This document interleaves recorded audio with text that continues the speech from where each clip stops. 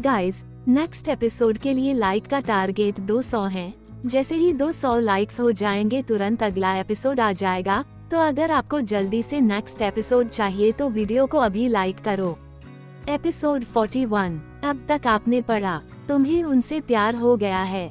जिया जो बोली जा रही थी, रीटा की बात सुन खामोश होते हुए रीटा को देखने लगती हैं और कहती है, ये क्या बोल रही हो रीटा? अब आगे वही जो दिख रहा है जिया। तुम जिस तरह उनके बारे में बात कर रही हो ये साफ साफ नजर आ रहा है कि तुम्हें उनसे प्यार हो गया है। तुम्हारी आंखों में एक अलग ही चमक है। हम तो बस तुम्हें उनके बारे में बता रहे थे। कुछ भी बोलती हो, ऐसा कुछ भी नहीं है, जिया रीटा से कहती है। तभी वहाँ विक्की आकर बैठते हुए कहता है, क्या नहीं है, जरा मुझे भी बताओ। कुछ नहीं, रीटा विक्की को देखते हुए कहती हैं। अच्छा जिया, ये लो मेरी नोटबुक, तुम कुछ दिन नहीं थी ना, इसमें सारे नोट्स हैं। कहते हुए विक्की अपनी नोटबुक जिया की तरफ बढ़ा देता है। शुक्रिया, लेकिन हम रीटा से ले लेंगे, ये तुम्हारे नोट्स है, हम कैसे कॉपी कर सकते हैं इन्हें? कहते हुए जिया नोटबुक वापस से विक्की को देने लगती हैं। नहीं, रहने दो, कॉपी करके कल मुझे वापस कर देना, इसमें कोई प्रॉब्लम नहीं है। कहते हुए विक्की फिर से जिया को नोटबुक दे देता है। थैंक्स कहते हुए जिया नोटबुक ले लेती हैं। तभी टीचर आ जाते हैं और आगे की क्लास शुरू हो जाती है। घर पर मीरा और दादी जी हॉल में बैठे हुए थे। दादी जी मीरा से कहती है, बहू तुमने कहा था आज किसी को बुलाया है, क्या तुम्हारी कोई सहेली आने वाली है? जी माँ, आपको याद है जब मैं विकास जी के संग ऑफिस जाया करती थी, वहाँ मेरे साथ नीतू काम किया करती थी। मीरा दादी जी को देखते हुए कहती हैं। कौन वो बड़ बोली दादी जी मीरा से कहती हैं। मीरा मुस्कुराते हुए दादी जी से कहती हैं, जी हाँ वही, वैसे तो वो अब यहाँ नहीं है, लेकिन 2 दिन पहले ही मुझे उसकी कॉल आई थी। वो कुछ दिनों के लिए मुंबई आई हुई हैं। आज वो हमें मिलने घर आने वाली है। अच्छा, इतना कह दादी जी चुप हो जाती हैं। तभी मीरा कहती हैं, माँ मैं सोच रही थी क्यों ना उसके यहाँ आने का थोड़ा फायदा उठाया जाए। फायदा? उस बक बक करने वाली से तुमको क्या फायदा होगा बेटा? दादी जी मीरा से कहती है। उसके यहाँ आने का ये फायदा ले सकती हूँ कि ईशान के दिल की बात बाहर ला सकती हूँ। मीरा दादी जी को देखते हुए कहती है। अच्छा, और वो कैसे? दादी जी मीरा से कहती है। तभी मीरा हंसते हुए दादी जी से कहती है, क्यों ना हम ईशान के सामने कुछ ऐसा माहौल बना दे जिसमें उसे ऐसा लगे कि जिया को अपने बेटे के लिए देखने आई है, या उस तक ये बात पहुंचा दे। अगर उसके दिल में कुछ होगा जिया के लिए तो वो जरूर इस पर कुछ कहेगा। इस पर दादी जी मीरा से कहती है, हाँ बहू ये सही होगा, हमें पता भी चल जाएगा बच्चों के बारे में। लेकिन तुम ये बात ईशान तक कैसे पहुँचाऊंगी? वो सब आप मुझ पर छोड़ दीजिए, मुझे अच्छे से पता है ईशान तक बात कहाँ से जाएंगी। मैं जाकर किचन में इसकी तैयारी करने लग जाती हूँ। मीरा दादी जी को देखते हुए कहती है। ठीक है, लेकिन जिया कब तक वापस घर आ जाएंगी? दादी जी मीरा से कहती हैं, दोपहर तक आ जाएंगी। कहकर मीरा उठ किचन की ओर बढ़ जाती है। वही ईशान जो अपने कैबिन में बैठा लैपटॉप चला रहा था। वीर अंदर आकर चेयर पर बैठे एक फाइल ईशान के सामने रखते हुए कहता है, लो भाई हो गया कंप्लीट, ठीक 1 घंटे बाद तुम्हारी मीटिंग है। ईशान उस फाइल को देख फिर से काम करने लगता है। तभी वीर का फोन रिंग होता है। वीर अपना मोबाइल निकाल कर देखता है, मीरा की कॉल आ रही थी। वीर कॉल रिसीव करके कहता है, जी आंटी माफ करना बेटा, तुम्हें अभी काम के वक्त डिस्टर्ब किया।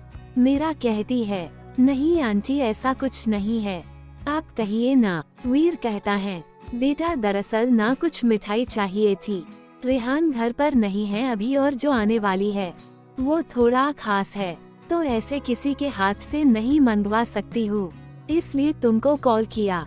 मीरा वीर से कहती है, कोई बात नहीं आंटी मैं लेकर आता हूँ, बस आधे घंटे में आया, और बेटा जिया को भी कॉलेज से अपने साथ ले आना। मीरा कहती है, जी आंटी ले आऊंगा। कहकर वीर कॉल रख देता है। वीर ईशान को देखते हुए कहता है, भाई मुझे बाहर से कुछ मिठाइयाँ लेकर जाना है और साथ ही भाभी को कॉलेज ले घर आने कहा है आंटी ने, तो तुम मीटिंग देख लो, मैं तो चला। कहते हुए वीर उठ बाहर निकल जाता है। ईशान उसे जाता देख फिर से काम में लग जाता है। वीर मिठाइयाँ लेकर जिया के कॉलेज पहुंच जाता है। जिया, रीटा और विकी बाहर ही आ रहे थे। रीटा की नजर वीर पर पड़ती है। रीटा वीर की ओर इशारा करते हुए जिया से कहती है, वो देखो शायद वो तुमको लेने आया है। रीटा की बात सुन जिया और विकी उस ओर देखते हैं। वीर को देख विक्की जिया से कहता है, जिया वीर ओबरॉय को तुम कैसे जानती हो? जहाँ तक मुझे पता है तुम अभी अभी मुंबई शिफ्ट हुई हो और वो खुद तुमको लेने आए हैं। हाँ, क्योंकि माँ ने उन्हें कहा होगा मुझे लाने के लिए। जिया विकी से कहती हैं।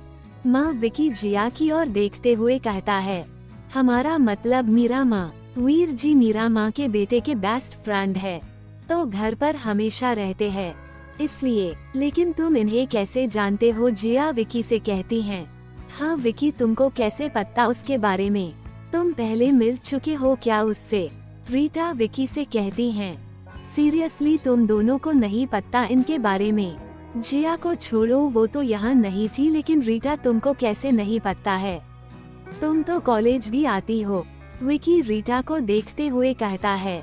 रीटा अपना चेहरा बनाते हुए कहती है, नहीं तो ऐसा क्या है इसके बारे में? ये हमारे कॉलेज के नए चेयरमैन है, ये कॉलेज ही इनका है। विकी दोनों को देखते हुए कहता है। ये सुन जिया और रीटा एक साथ कहते हैं, क्या? हाँ, और ये तुमको लेने आए हैं। ये बात अगर कॉलेज में पता चल जाती है तो तुम काफी फेमस हो जाओगी। विक्की जिया को देखते हुए कहता है, लेकिन ये बात किसी को पता नहीं चलनी चाहिए। विक्की, जिया इतना ही कहती हैं। तभी विक्की कहता है, मैं समझता हूँ, पॉपुलैरिटी काफी सारे प्रॉब्लम भी साथ ले आती हैं। डोंट वरी, मैं किसी से नहीं कहूँगा। विक्की जिया को मुस्कुराते हुए कहता है, तुम्हारा शुक्रिया हमें समझने के लिए। अब हम चलते हैं। कहते हुए जिया रीटा को देख कहती है, तुम चाहो तो हम तुम्हें ड्रॉप कर सकते हैं। नहीं, मैं चली जाऊंगी, तुम जाओ। रीटा जिया को देखते हुए कहती है, तुम चाहो तो मैं तुम्हें ड्रॉप कर देता हूँ।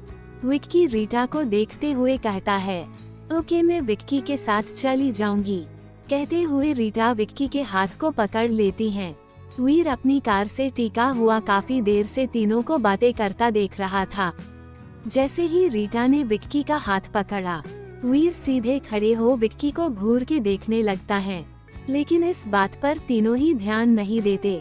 हम चलते हैं। कहते हुए जिया वीर की ओर बढ़ जाती हैं। एपिसोड 42। जिया वीर के पास आकर कहती है, चलिए चलते हैं, अगर आपकी फ्रेंड को ड्रॉप करना है तो कर देंगे।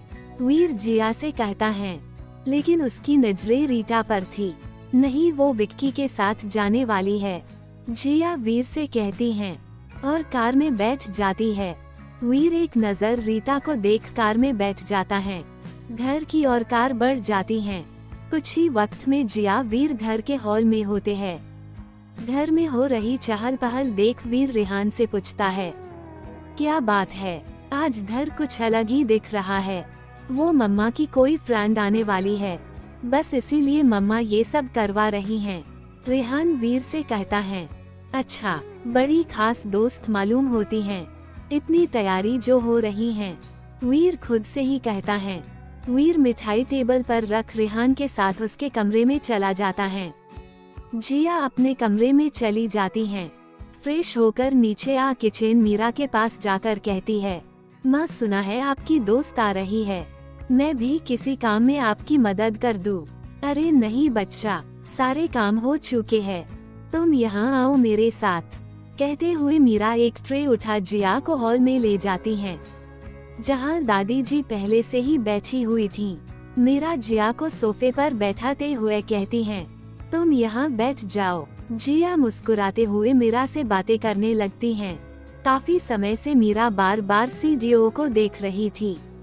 जैसे ही उसे वीर नीचे आता हुआ दिखाई देता है, मीरा दादी जी को देखकर कहती है, माँ मुझे लगता है नीतू अभी आती ही होंगी। और फिर जिया की ओर मुड़ कर कहती हैं, जिया तुम चेंज कर लो, वो कल हम लोग ने जो मॉल से ड्रेस खरीदी थी वही पहन लो। लेकिन माँ जिया इतना ही कहती हैं, तभी दादी जी कहती है, हाँ बेटा जाकर रेडी हो जाओ और पीयू से भी कहना चेंज कर ले। दादी की बात सुन जिया कोई सवाल नहीं करती। जी दादी कहकर जिया उठ ऊपर की तरफ बढ़ जाती हैं। वही वीर जिसने नीचे आते हुए सब सुन लिया होता है, मीरा और दादी के पास आकर सोफे पर बैठते हुए कहता है, क्या बात है आंटी, लगता है आपकी दोस्त काफी खास है। हाँ बेटा खास तो है, खास चीज के लिए जो आ रही हैं। मीरा वीर को देखते हुए कहती हैं, अच्छा तुम मुझे ये खाकर बताओ कैसा बना है। कहते हुए मीरा एक उसी ट्रे से एक प्लेट में मिठाई वीर को देते हुए कहती है। वीर उसे ले खा कर कहता है, वह कितना टेस्टी बना है, आपका हाथ कहाँ है, मुझे उसे चूमना है। वीर मीरा से कहता है, बदमाश अब ये खाकर बताओ। कहते हुए मीरा वीर की प्लेट में दूसरी डिश रखती है। उसे खाते हुए वीर कहता है, अम्मा आंटी आपको तो मास्टर शेफ में जाना चाहिए, कोई भी आपके सामने नहीं टिकेगा बता रहा हूँ। मीरा हंसते हुए कहती हैं, चलो अच्छा है, बस ये सब नीतू को भी पसंद आ जाए। बिल्कुल आएंगे आंटी, आपने जो बनाया है किसी को पसंद ना आए ये तो हो ही नहीं सकता है। वीर खाते हुए कहता है। वही ईशान अपना मोबाइल कैबिन में चार्ज पर छोड़ मीटिंग के लिए निकल जाता है। मीटिंग नीचे के फ्लोर पर ही होने वाली थी। मीरा एक नजर दादी को देखती है और वीर को देखते हुए कहती हैं, रोज की बात और होती है, लेकिन जब कोई हमारे बच्ची का रिश्ता लेकर आ रहे हो तो सब बेस्ट होना चाहिए। इतना बोल मीरा वीर के रिप्लाई का वेट करती हैं। वीर मीरा की तरह देखते हुए कहता है, रिश्ता, क्या आपकी दोस्त रिश्ते के लिए आ रही हैं? हाँ बेटा तभी तो इतनी सारी तैयारियां हो रही है। मीरा वीर के प्लेट में समोसा रखते हुए कहती है, लेकिन आंटी आपको नहीं लगता पीयू अभी शादी के लिए छोटी है? कहते हुए वीर समोसा खाने लगता है। हाँ वो तो है, लेकिन बात पीयू के नहीं जिया के रिश्ते की हो रही है। जैसे ही मीरा ये कहती है, वीर के गले में अटक जाता है और वो खांसने लगता है। मीरा उसके और पानी बढ़ाते हुए कहती है, अरे बेटा क्या हुआ, ये लो पानी पियो, आराम से आराम से। वीर पूरा ग्लास एक बार में ही खाली कर देता है और सोफे से उठते हुए मीरा से कहता है, सॉरी आंटी मुझे अभी याद आया मेरी एक मीटिंग है, मुझे जाना होगा। कहते हुए वीर हड़बड़ाहट में बाहर निकल जाता है। डोर से बाहर आते ही वीर ईशान को कॉल लगाता है, लेकिन ईशान मीटिंग में जा चुका था। वीर वही खड़े होकर कॉल कर रहा था। तभी एक कार अंदर आती है, जिसमें से एक लेडी बाहर आती है। ये नीतू ही थी। वीर को वहाँ खड़ा देख वो नीतू उसके पास आकर कहती है, ओ बेटा तुम मुझे लेने यहाँ रुके हो, मैं खुद अंदर आ जाती, जरा देखूं तो ईशान कितना बड़ा हो गया है और हैंडसम भी हो गए हो। कहते हुए हंसने लगती हैं। जी माँ ईशान नहीं हूँ। वीर कहता है, ओ तो तुम रेहान हो। नीतू कहती है, जी नहीं आंटी। वीर नीतू को देखते हुए कहता है, तो फिर कौन हो तुम? नीतू कहती है, जी मैं। वीर इतना ही कहता है तभी नीतू कहती है, फटाफट जवाब दो, ये आजकल के बच्चे भी ना हर चीज में टाइम लगाते हैं, हर चीज जल्दी जल्दी करनी चाहिए, हमारा टाइम हमें बचाना चाहिए। इतना कहकर नीतू बिना वीर की बात सुने अंदर चली जाती हैं। नीतू को जाता देख वीर खुद से ही कहता है, ये आंटी तो कार में नहीं घोड़े पर बैठ कर आई है, इतनी जल्दी क्या है? कहीं ऐसा ना हो आज ही जिया को साथ ले जाने की बात कर दे। उसमें ये ईशान कॉल नहीं देख रहा, मैं ही ऑफिस चला जाता हूँ। कहते हुए वीर कार में बैठ अपनी स्पीड में ऑफिस की ओर बढ़ जाती हैं। नीतू अंदर चली जाती हैं। मीरा उसे गले लगाकर बैठने को कहती हैं। जिया और प्रिया भी नीचे आ चुकी थी। जिया नीतू को मिठाइयाँ देते हुए कहती हैं, लीजिए ना आंटी, आपने कुछ लिया ही नहीं है। अरे बेटा खा रही हूँ, यहाँ आओ मेरे पास बैठो। कहते हुए नीतू जिया को अपने पास बिठाते हुए उससे बातें करने लगती हैं। जब वीर ऑफिस पहुँचता है तो दौड़ते हुए ईशान के कैबिन की ओर बढ़ जाता है। उसे यूं भागता देख सारे एम्प्लॉय उसे देखने लगते हैं। ईशान के कैबिन में जाने पर वीर को ईशान वहां नजर नहीं आता। ये देख वीर समझ जाता है ईशान मीटिंग में है। वीर मीटिंग हॉल की तरफ बढ़ जाता है, लेकिन इस बात से कंफ्यूज्ड होकर कि मीटिंग के बीच जाकर उसे ईशान को बताना चाहिए या नहीं। फिर वीर खुद से ही कहता है, अगर अभी नहीं बताया तो बाद में तुझे छोड़ेगा नहीं। कहते हुए वीर अंदर चला जाता है, जहां मीटिंग लगभग होने को थी। वीर को कंफ्यूजन में यूं आता देख ईशान समझ चुका था कुछ बात है। ईशान उठते हुए कहता है, मीटिंग ओवर। जैसे ही ईशान ये कहता है, सभी एक दूसरे को देखने लगते हैं, लेकिन किसी की हिम्मत नहीं होती कुछ कहने की। सभी उठकर बाहर जाने लगते हैं। एपिसोड 43। जैसे ही सब लोग बाहर निकल जाते हैं, वीर कहता है, भाई दरअसल वो घर पर। क्या हुआ है घर पर? ईशान वीर को देखते हुए पूछता है, भाई आज आंटी की जो फ्रेंड आई है, दरअसल वो जिया के लिए आई है। मेरा मतलब जिया के रिश्ते के लिए आई है। वीर ईशान को देखते हुए कहता है। ये सुन ईशान अपनी मुट्ठी बंद करते हुए कहता है, क्या जिया इस बारे में जानती है? मुझे नहीं लगता। वीर ईशान से कहता है। ईशान तुरंत बाहर निकल जाता है। वीर भी उसके पीछे निकल जाता है। ईशान अपनी कार फुल स्पीड में बढ़ा देता है। वही वीर किसी को कॉल कर कहता है, सुनो, ऑफिस से बॉस के घर तक के सारे रोड क्लियर करवा दो फौरन, और फोन रख अपनी कार ले। वो भी फुल स्पीड में ईशान के पीछे निकल जाता है। घर आकर ईशान जब हॉल में देखता है तो सभी वही बैठे हुए थे। जिया नीतू के पास बैठी मुस्कुराते हुए उससे बातें कर रही थी। सीढ़ियों की ओर बढ़ते हुए ईशान जिया को देखते हुए कहता है, जिया मेरे साथ ऊपर आओ। ईशान की बात सुन सभी उसको देखने लगते हैं। वीर भी अब तक वहां आ चुका था। दादी और मीरा एक दूसरे को देख मुस्कुरा रहे थे। जैसे ही जिया जाने के लिए उठती हैं, मीरा ईशान को देखते हुए कहती है, बेटा जिया को यही रुकने दो, तुम्हें कुछ चाहिए तो मैं भिजवा देती हूँ। मीरा की बात सुन जिया वही रुक जाती हैं। मॉम मुझे जिया से बात करनी है। ईशान मीरा को देख कहता है, बाद में कर लेना बेटा, और तुम्हें कुछ चाहिए हो तो बता दो, तुम्हारे लिए अभी भिजवा देती हूँ। मीरा मुस्कुराते हुए कहती हैं। जिया को अपनी जगह से ना हिलता देख ईशान जिया की ओर आता है और उसे अपनी गोद में उठा लेता है और मीरा को देखते हुए कहता है, मुझे जिया चाहिए और मैं उसे ले जा रहा हूँ। कहते हुए ईशान ऊपर की ओर बढ़ जाता है। उसे यूं जाता देख वीर खुश होकर खुद से ही कहता है, ये है मेरे भाई का स्टाइल। जैसे ही ईशान ने जिया को अपनी गोद में उठाया, सभी अपनी जगह से उठ खड़े हो जाते हैं, सिवाय दादाजी और दादी जी के। ईशान जब ऊपर चला जाता है, सभी एक दूसरे को देखते हुए अपनी अपनी जगह बैठ जाते हैं। वीर भी रेहान के बगल में बैठ जाता है। मीरा मेड की ओर देखते हुए कहती हैं, शिला दीदी मिठाइयाँ ले आए, सबका मुंह जो मीठा करना है। ईशान ऊपर अपने कमरे में जाकर जिया को नीचे उतरता है। जिया तो अब तक शौक में ही थी जो भी अभी अभी हुआ। ईशान उसे यूं देख आवाज लगाते हुए कहता है, जिया जी। जिया होश में आते हुए कहती है, तुमको कुछ कहना नहीं है?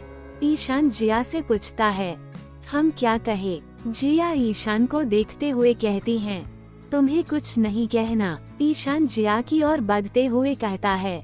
ईशान को अपने करीब आता देख जिया पीछे जाने लगती हैं। जाते हुए दीवार से लग जाती हैं। ईशान जिया के एकदम क्लोज आ जाता है। जिया नीचे देखते हुए कहती है, अभी अभी आपने माँ से जो कहा, क्या वो? जिया लड़खड़ाते हुए बोल ही रही थी, तभी ईशान जिया को देखते हुए कहता है, तुम्हें क्या लगता है मैंने सबसे अभी अभी क्या कहा है? वो इतना कहकर जिया चुप हो जाती हैं, लेकिन उसकी धड़कनें तेज चलने लगी थी, जो ईशान भी सुन पा रहा था। जिया। ईशान वैसे ही जिया को देखते हुए कहता है, जी। जिया भी नीचे देखते हुए कहती है, मेरी तरफ देखो। ईशान जिया से कहता है। ईशान के कहने पर जिया अपनी पलकें उठाई ईशान को देखती हैं। दोनों एक दूसरे के आंखों में देख रहे थे। क्या तुम मुझे पसंद नहीं करती? ईशान जिया से पूछता है। करते हैं, जिया ईशान की आंखों में देखते हुए ही कह देती हैं। जिया की बात सुन ईशान खुशी से उसे गले लगा लेता है, लेकिन जिया अब भी ऐसे ही खड़ी हुई थी। जब ईशान को समझ आता है, पीछे हो जाता है। अचानक से गले लगना जिया के लिए एक और शौक था। जिया बस ईशान को देखती है और इधर उधर देखने लगती है। जिया को यूं देख ईशान उसे कुछ पल के लिए अकेला छोड़ बालकनी में चला जाता है। उसे यह अच्छे से समझ आता है, जिया से अचानक अपने दिल की बात करना जिया के लिए शौकंद हो सकता है। जिया को कुछ टाइम देना सही होगा। ईशान को यूं जाता देख एक पल रुक जिया उसके पीछे चल देती है। ईशान बालकनी में खड़ा बाहर की ओर देख रहा है। उसे एहसास हो जाता है जिया उसके पीछे आकर खड़ी हुई है। ईशान पीछे मुड़े बिना ही जिया से कहता है, अगर तुम्हें वक्त चाहिए तो तुम ले लो, चाहे जितना भी हो, लेकिन हाँ, तुम मेरी हो, मेरी ही रहोगी। कोई भी तुम्हें मुझसे दूर नहीं ले जा सकेगा। तुम इसे चाहे मेरा प्यार समझो या पागलपन, जो भी है, अब से सब तुम्हारा है। ईशान इसके लिए कुछ कहता तभी उसे अपने पर पकड़ महसूस होती है। जिया ने ईशान को पीछे से पकड़ अपना सर ईशान के पीठ पर रख खड़ी थी। जिया के हाथ ईशान से लिपटे हुए थे। ये देख ईशान मुस्कुराने लगता है। तभी उसे एहसास होता है जिया रो रही है। ईशान पलटने को होता है, तभी जिया कहती है, पलटे नहीं, ऐसे ही रहे, हम नहीं चाहते आप हमें ऐसे देखे। जिया की बात सुन ईशान पलटता तो नहीं, लेकिन जिया का हाथ पकड़ उसे अपने सामने ले लेता है, जिससे जिया ईशान के सामने तो आ जाती हैं, लेकिन उसका चेहरा बाहर की तरफ हो जाता है। ईशान जिया को पीछे से गले लगाते हुए कहता है, मैं ये तो जानता हूँ तुम मुझे चाहती हो, फिर ये आंसू क्यों, क्या बात है? तुम मुझे खुलकर कह सकती हूँ, मैं आपको चाहती हूँ। शायद इसलिए मैं आपके साथ ना रह सकूं। जिसने भी मुझे चाहा है वो मुझसे दूर चला गया है। पहले पिता जिन्हें मैंने कभी देखा ही नहीं, फिर माँ, अगर किसी वजह से आप भी मुझसे। इतना कहते ही जिया चुप हो जाती हैं। ईशान उसे अपनी ओर मोड़ देता है और जिया का चेहरा अपने हाथों में थाम जिया को देखते हुए कहता है, तुम मुझसे अलग नहीं हो, मेरी जान हो। अलग होने की बात ही नहीं बनती जब तक मैं जिंदा हूँ। ... ईशान इसके आगे कुछ बोल पाता तभी जिया ईशान के होठों पर अपना हाथ रखते हुए कहती है, कैसी बातें कर रहे हैं आप, ऐसे कुछ भी ना कहे, ठीक है? फिर दोबारा इन आँखों में आंसू नहीं आने चाहिए। कहते हुए ईशान जिया के आंसू पोंछ देता है। मुस्कुरा कर जिया ईशान को गले लगा लेती हैं। ईशान भी मुस्कुराते हुए उसे और भी टाइट हग करता है। एपिसोड 44। वही हॉल में सभी बैठे हुए थे। नीतू जा चुकी थी। वीर मीरा को देखते हुए कहता है, मानना पड़ेगा आपको आंटी, इतने दिनों से जो मैं नहीं कर पाया आपने कुछ ही वक्त में कर दिया। आखिर मैं उसकी माँ जो हूँ, मीरा हंसते हुए कहती हैं। तभी प्रिया कहती है, मॉम भाई की शादी कब होगी जिया से? मुझे बड़ी एक्साइटमेंट हो रही है। तभी विकास जी दादाजी को देखते हुए कहते हैं, पिताजी, क्या हमें बच्चों के शादी के बारे में अभी सोचना चाहिए? दोनों एक दूसरे को पसंद करते हैं, अभी शादी होती है तो अच्छी बात है, लेकिन इसका फैसला बच्चों को ही करने दो। दादाजी विकास जी को देखते हुए कहते हैं।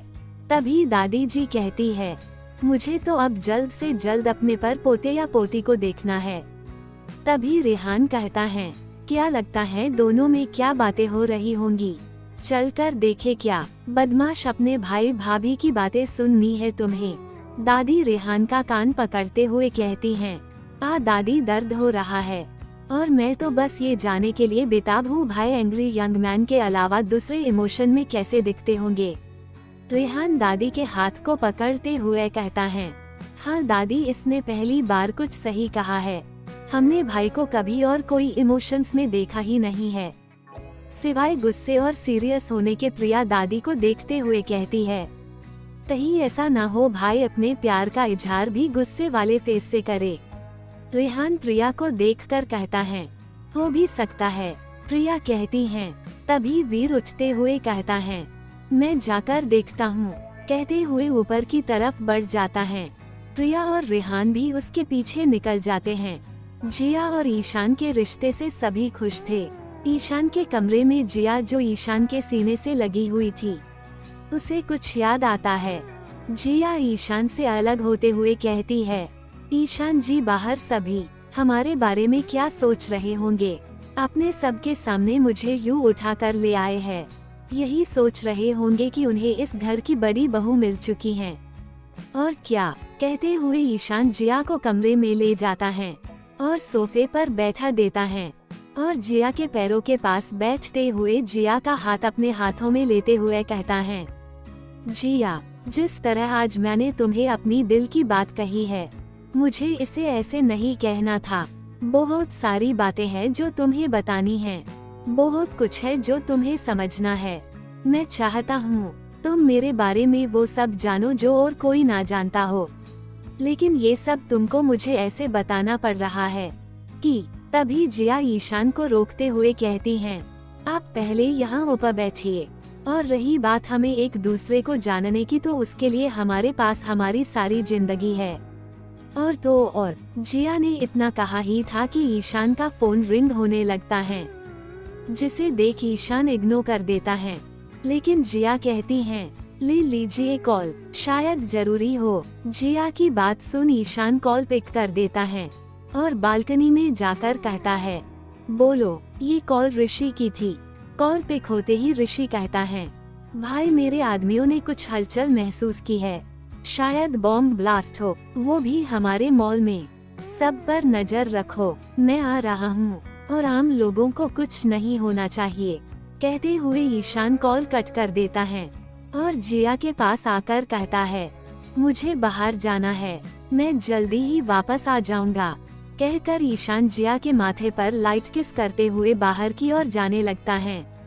ईशान जैसे ही डोर ओपन करता है, सामने वीर, प्रिया और रेहान तीनों खड़े थे, जो कि बहस कर रहे थे कि डोर पर नॉक कौन करेगा। जैसे ही ईशान को देखते हैं, तभी रेहान प्रिया और वीर की ओर देखते हुए कहता है, ऐसे किसी के कमरे के सामने खड़े होकर बहस नहीं किया करते। कब से समझा रहा हूँ, सुनते नहीं हो दोनों, किसी को डिस्टर्ब भी हो सकता है। और फिर ईशान की ओर पलट कर कहता है, भाई, मैं तो बस इनको समझाने आया था, ये समझ नहीं रहे हैं, तो अब मैं चला ही जाता हूँ। कहते हुए रेहान अपनी स्पीड में अपने कमरे की ओर बढ़ जाता है।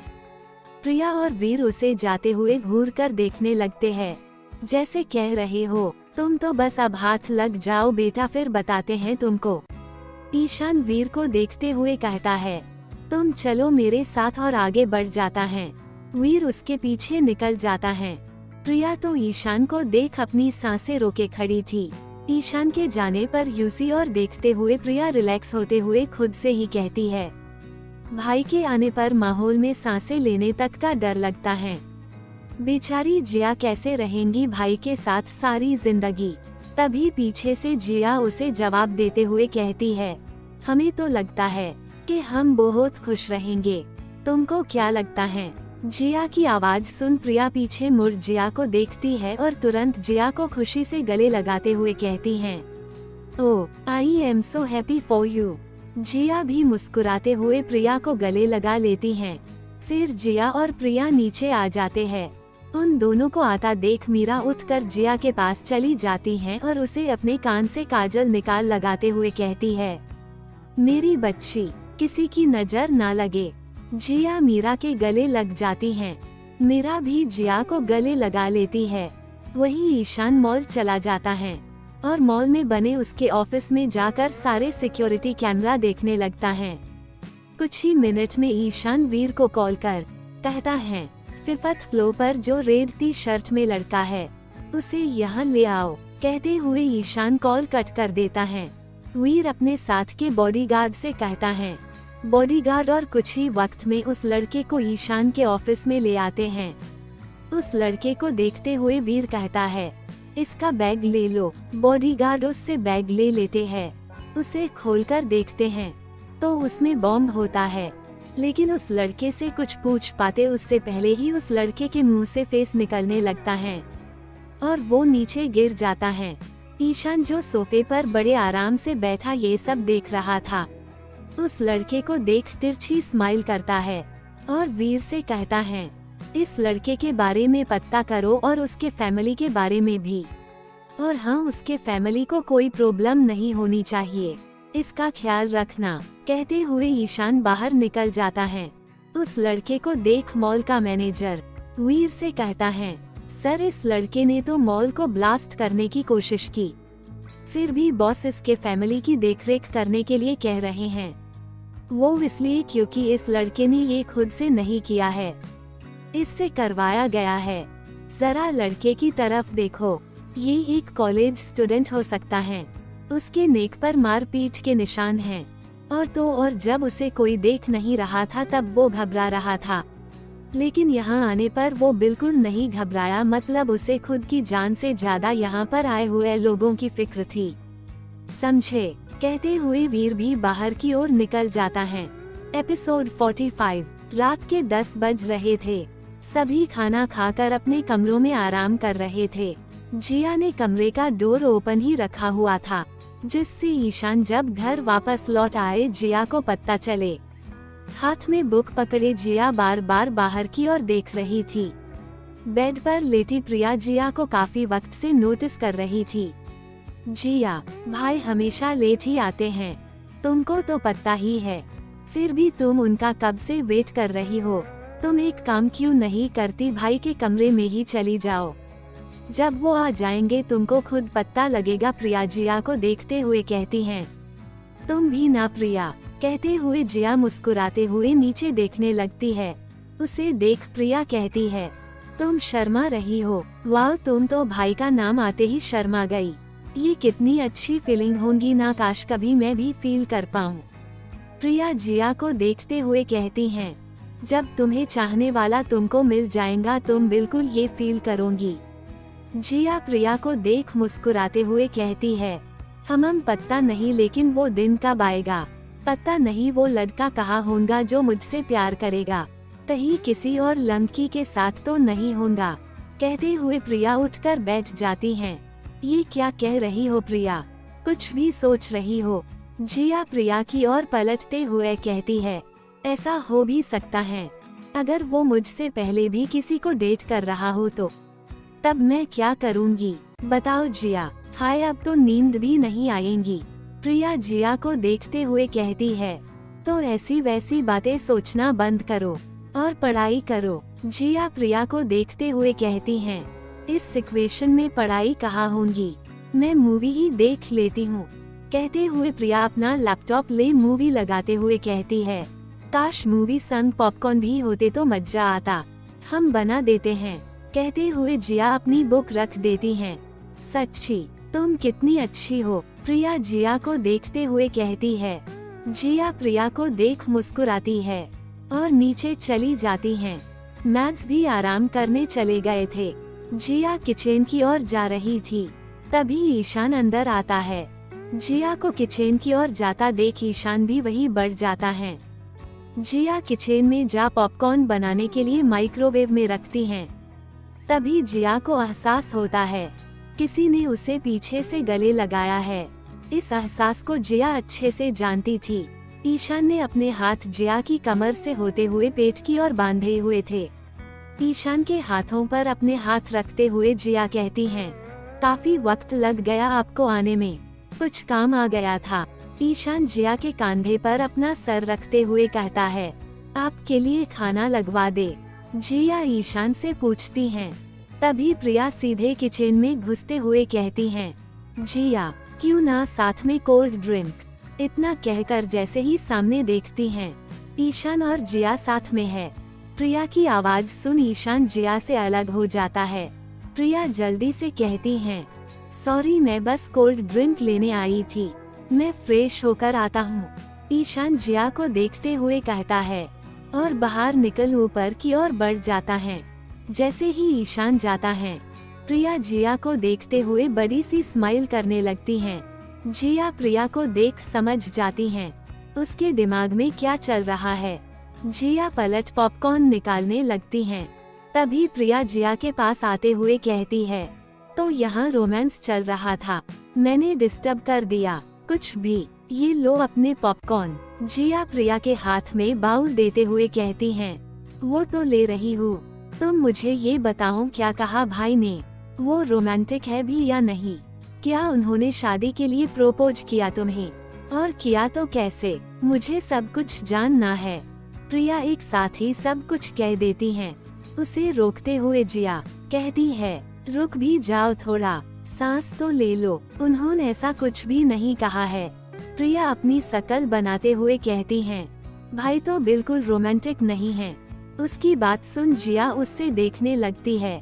प्रिया जिया को खुद को यूं देखता देख कहती हैं, ठीक है, मैं तो बस यूं ही कह रही थी, मैं चली अपने कमरे में, तुम आराम से सुबह तक आ जाना, गुड नाइट। कहते हुए प्रिया अपने पॉपकॉर्न और कोल्ड ड्रिंक ले अपने कमरे में चली जाती हैं। उसे जाता देख जिया मुस्कुराती है और खाना गर्म कर निकलने लगती हैं। ईशान भी फ्रेश होकर नीचे आ जाता है, डाइनिंग चेयर पर बैठ जाता है। जिया ईशान को सर्व करने लगती हैं। ईशान की नजरें जिया पर थी। खाना सर्व कर जिया ईशान को देखते हुए कहती हैं, खाए। ईशान जिया का हाथ पकड़ उसे अपने साइड वाली चेयर पर बैठा देता है और चेयर को अपने करीब खींच लेता है। ईशान के यूं करने से जिया शर्माते हुए ईशान से कहती हैं, ईशान जी, कोई आ गया और हमें यूं देख लिया तो? दादू और दादी सो चुके, मॉम डैड भी अभी आराम कर रहे होंगे, प्रिया ने हमें पहले ही साथ देख लिया है, वो वापस नहीं आएंगी, और रेहान वो आ भी गया तो वापस चला जाएगा, और उससे बड़ी बात, तुम मेरी हो और मैं तुम्हारा, ये सभी जानते हैं, कोई हमें देखता भी है तब भी कुछ नहीं सोचेगा। ईशान जिया को देखते हुए कहता है और खाना खाने लगता है। जिया बस ईशान को मुस्कुराते हुए देखने लगती हैं। ईशान के खाने के बाद जिया सामान उठाने लगती हैं और प्लेट्स वॉश करने लगती है। तब तक ईशान किचन पर रखा सभी सामान अपनी जगह रख देता है। ये देख जिया ईशान से कहती है, आपको तो हर सामान जी जगह पता है, क्या आपने कभी किचन में कुछ बनाया है? कभी कभी मॉम की हेल्प कर दिया करता हूँ, इसलिए पता है। चलो आओ ऊपर चलते हैं। ईशान मुस्कुराते हुए जिया से कहता है और जिया का हाथ पकड़ ऊपर की ओर बढ़ जाता है। ईशान के कमरे में जाकर ईशान जिया को काउच पर बैठाते हुए कहता है, तुम कुछ दिन कॉलेज नहीं गई थी, तुमको कुछ चाहिए तो नहीं जिससे पढ़ाई कवर हो जाए? ईशान जिया के साइड में बैठ जाता है। नहीं, हमें विक्की ने अपने नोट्स दे दिए हैं। जिया ईशान को देखते हुए कहती है, ओके। कहते हुए ईशान अपना लैपटॉप ऑन कर देता है। आप हमसे पूछेंगे नहीं विक्की कौन है? जिया ईशान को देखते हुए कहती हैं, विक्रम रॉय, मैं जानता हूँ। कहते हुए ईशान लैपटॉप में कुछ करने लगता है। जिया ईशान को देखते हुए पूछती हैं, आप जानते हैं विक्की कौन है? कैसे? बस जानता हूँ, वो सब छोड़ो, ये देखो।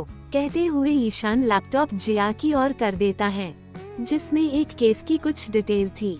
जिया उसे देखते हुए कहती है, ये तो वही केस है जो कुछ वक्त पहले हुआ था, लेकिन इस केस की डिटेल आपके पास कैसे? जिया ईशान को देखते हुए कहती हैं, वो जरूरी नहीं है, इस केस को अच्छे से स्टडी करो, ये तुम्हारे इंटर्नशिप के लिए बहुत काम आएगा। ईशान जिया को देखते हुए कहता है, ओके। कहते हुए जिया उसे पढ़ने लगती हैं। काफी देर से जिया वही बैठे पढ़ रही थी और ईशान उसे देख रहा था।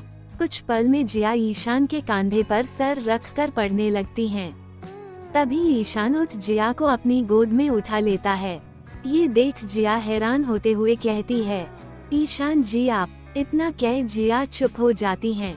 ईशान जिया को बेड पर बैठाते हुए कहता है, 1 मिनट गाइस, नेक्स्ट एपिसोड के लिए लाइक का टारगेट 200 है। जैसे ही 200 लाइक्स हो जाएंगे तुरंत अगला एपिसोड आ जाएगा। तो अगर आपको जल्दी से नेक्स्ट एपिसोड चाहिए तो वीडियो को अभी लाइक करो। Thanks for watching.